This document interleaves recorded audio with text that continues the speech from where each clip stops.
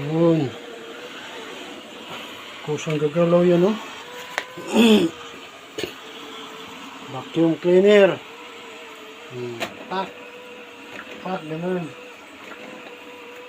Okay, kalimpyo niya ha. Ayan, guys. Naglilinis, guys. Ito yung magandang vacuum cleaner.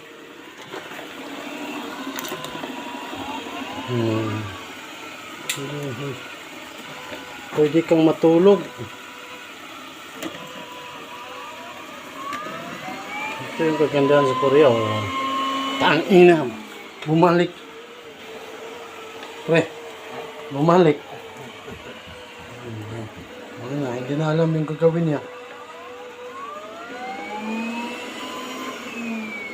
Kuling, oh. Alam niya saan yung bigas, guys.